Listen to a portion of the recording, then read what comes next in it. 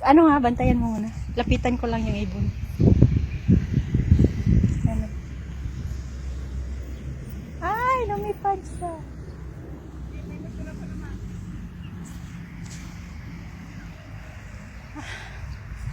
Ay, lumipad na. Sayang. Ang lawak nito. Ay, may train on. Choo-choo. Sumakay ka na sa siso. Ano ka ba?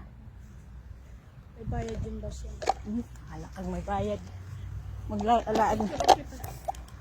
Ang picturean nga, mag-picture kami ni Moody. Sa Moody, may siso pala doon. Mag-slide down. Slide down. Slide.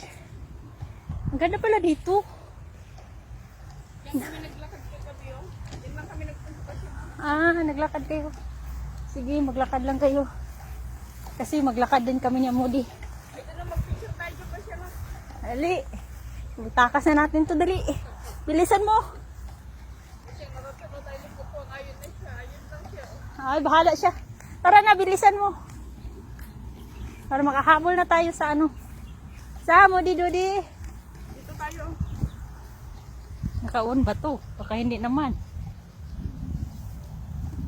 Ikaw pa rin ang hanap ng puso.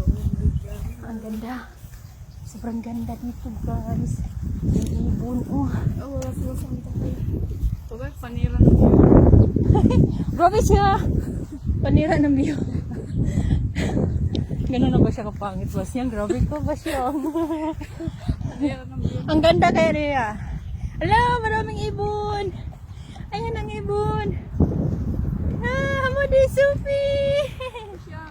Ay. Ito tayo. Papaya mo muna si Pupong yan. Ito yung maganda.